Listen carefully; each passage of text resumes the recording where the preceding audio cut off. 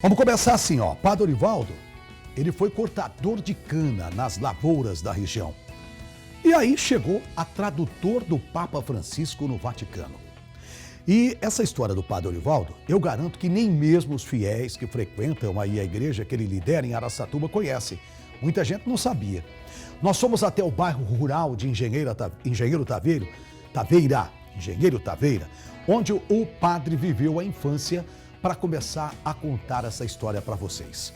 A Vivi Santos e o Fernando Pessoa trazem os detalhes aqui na tela.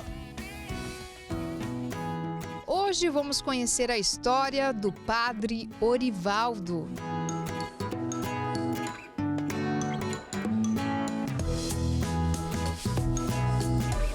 Quem o vê na igreja cheio de simpatia e carisma pode não imaginar.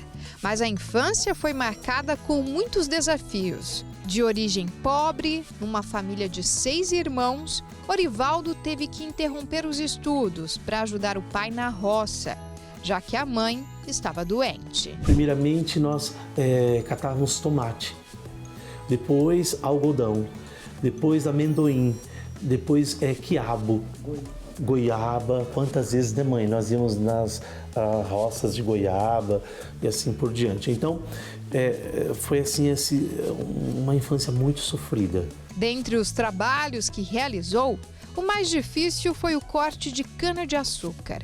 Um menino de 13 anos que enfrentava o sol e o serviço puxado de um canavial. Para mim, o corte de cana foi assim, a minha entrada com o trabalho mais difícil e a promoção de um novo caminho que se abriu para mim, né? A cana, naqueles primeiros anos da usina, o terreno era muito fertilizado, então a cana ela crescia e tornava-se forte. Então era mais difícil cortar, ela era mais robusta, assim, ela era muito difícil. A igreja foi muito importante, pois foi por meio dela que a família teve as necessidades supridas. Mais que uma palavra amiga, os padres da época davam mantimentos para ajudar no sustento de casa. Na vida espiritual, na igreja, lançar as redes era a vida sacerdotal, era ser padre. Ele disse, veja, nós estamos tantos anos aqui na igreja, nunca tivemos um padre que tenha saído daqui da paróquia, não precisavam menos de um. E nós não vamos rezar, vamos dar as mãos, porque às vezes Deus pode estar chamando algum de nós. Não é Ele que deixou de chamar, somos nós que talvez não estamos querendo ouvir. Quando Ele falou aquilo entrou assim no meu coração, na minha alma, parece que Ele dizia para mim.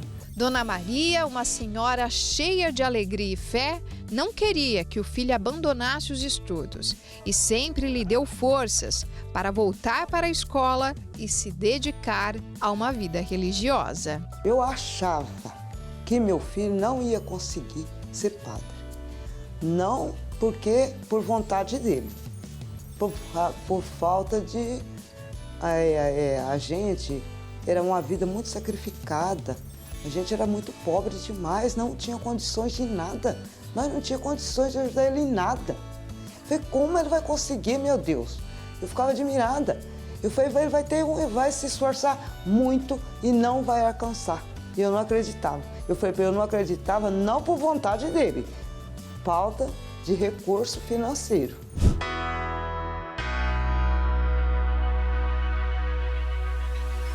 Eu queria tanto que meu filho fosse padre, porque eu acho a coisa mais linda quando o padre está com a batina branquinha, dessas bem branquinha, que põe a mão para cima e pede para Deus. Mas eu acho esse momento mais bonito da missa. E eu pedia isso. Eu falei, se ele quiser, eu vou fazer de tudo, mas ele vai seguir o que ele quer. Um menino humilde que trabalhou na roça para ajudar a família, cresceu um homem de bem, seguiu a vocação e se tornou o padre aqui da paróquia Bom Jesus da Lapa de Araçatuba.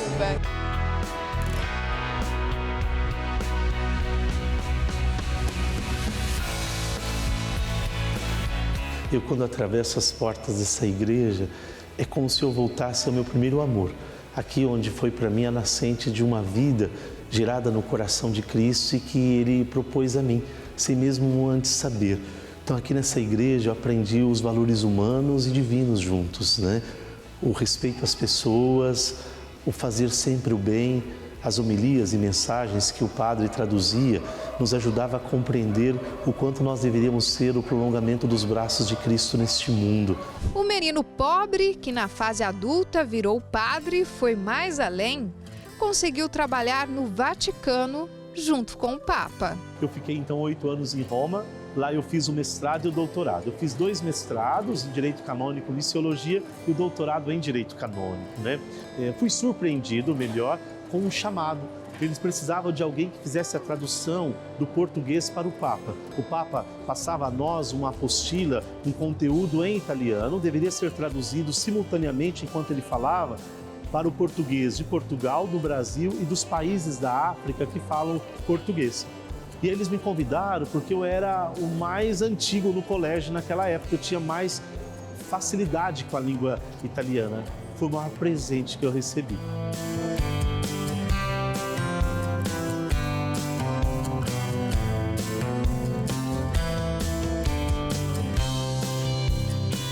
Eu acho ele uma bênção. Como já disseram aqui na igreja, ele é um anjo que flutua. É uma bênção na nossa comunidade, na minha vida em especial e na vida da minha família também. Eu sou espírita há mais de 30 anos, sou médium, praticante, e toda quinta eu não deixo de vir, porque ele é um espírito maravilhoso, iluminado. Não termina aqui. Daqui a pouco vamos conhecer um pouco mais do passado e do presente do Padre Orivaldo. Ver como foi a vida escolar e o projeto social que ele participou. Tudo contribuiu para ele se tornar essa pessoa tão querida na comunidade.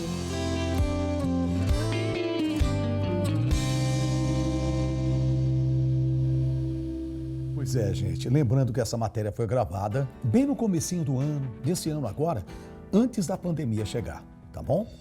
Realmente, o Padre Orivaldo tem uma trajetória de vida, olha, impressionante, não é mesmo? Mas é de fato a prova de que os planos de Deus são muito maiores do que os nossos planos. E a gente foi conhecer pessoas que, de alguma forma, ajudaram o padre a chegar onde ele chegou. Amigas, a diretora, a professora da escola onde ele estudou, no bairro Engenheiro Taveira, isso em Araçatuba. Vamos dar uma olhada?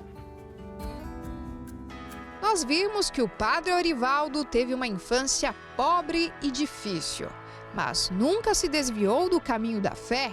Chegou a trabalhar no Vaticano ao lado do Papa e tem orgulho de ser padre. Na igreja do bairro rural, chamado Taveira, onde passou a infância, ele guarda lembranças do tempo em que uma sementinha de valores positivos foi plantada no coração dele. Eu, assim, aprendi, vivi uma igreja da caridade. Uma igreja que ela olha para quem está fora dela, né? Que socorre a necessidade daqueles que precisam, né? Uma igreja que acolhe o enfraquecido, que acolhe a pessoa carente, né? E então foi nessa escola, nessa manjedoura que eu me desenvolvi. E foi exatamente nesta igreja do bairro dele que o padre fez parte de um projeto social que o ajudou de várias formas. Ao chegar nessa igreja aqui do lado, no barracão, já estava tudo preparado. O primeiro era a refeição. Eles nos ofereciam um prato de sopa para que a gente pudesse ter a sustentação física, a alimentação, a nutrição. Em seguida, nós íamos rezar. Então ele pedia para que a gente entrasse na igreja, nós entrávamos e aqui nós éramos instruídos, né?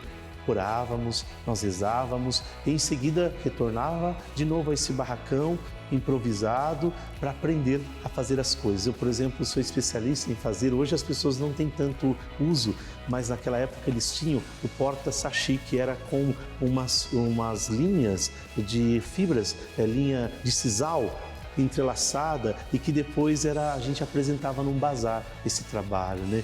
Dona Nilza e a filha Liamar se lembram com carinho do barracão onde funcionava o projeto que elas ajudavam sendo voluntárias. Você já imaginava que ele fosse se tornar padre?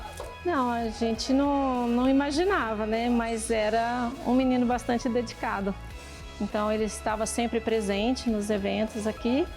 E a vocação dele foi adiante, foi uma bênção. E tem mais visitas para a gente fazer. Que tal conhecermos o local onde ele teve contato com os primeiros estudos?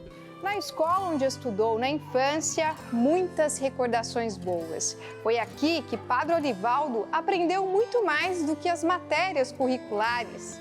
Também foi moldado no caráter para se tornar um cidadão do bem.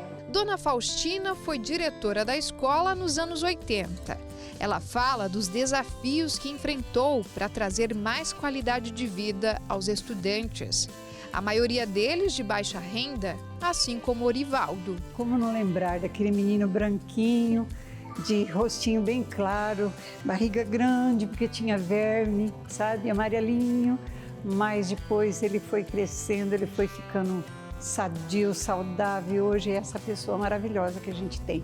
É um orgulho muito grande a gente olhar a carreira lá atrás e ver que essas pessoas que hoje a gente tem o prazer de trabalhar junto, sabe? Passou pelas mãos da gente, passou por uma escola onde eu dirigi por 6 anos e foi muito bom. Já a Dona Cesarina foi a professora que alfabetizou Orivaldo e tem muito orgulho disso. Ele aprendia com muita facilidade, percebia que ele tinha um potencial incrível e depois ficamos sem nos ver. 30 anos sem ver o padre. E um dia lá na igreja, onde hoje ele ministra, né, que é na Bom Jesus da Lapa, ele chegou pertinho de mim e perguntou: "Você é Cesarina?" Falei: "Sim." Ele falou: "Eu sou o Orivaldo, fui seu aluno." Aí nos abraçamos e foi aquela emoção.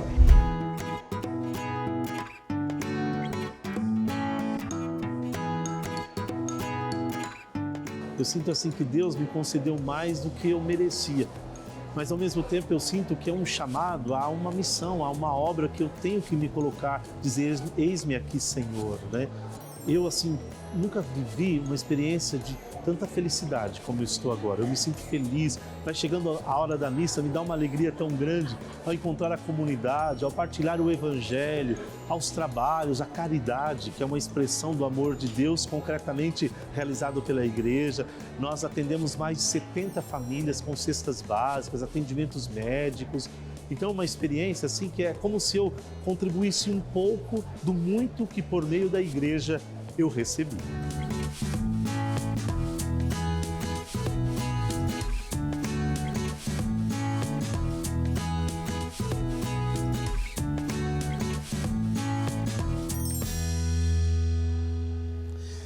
Olha, gente, eu confesso que eu conheço o Padre Orivaldo e admiro muito o trabalho de caridade que ele desenvolve com todos os fiéis da Igreja Bom Jesus da Lapa. São muitas e muitas famílias que recebem amparo através da igreja. E agora que eu passei a conhecer mais da história desse homem de Deus, eu posso dizer que passo a admirar ainda mais o senhor Padre Orivaldo. O senhor que, quando precisou, foi para a roça trabalhar pesado no corte de cana para ajudar a sua família. E decidiu atender a um chamado divino para ser um homem que leva a palavra de Deus para muitas pessoas. Padre Orivaldo, palmas para o senhor, palmas, aplausos, aplausos, pela sua linda história de vida, pela sua trajetória maravilhosa. Que o senhor continue sendo, falar aqui o quê? Chover no molhado, né? Dizer que o senhor continue sendo iluminado e cada vez mais, cada vez mais. É isso.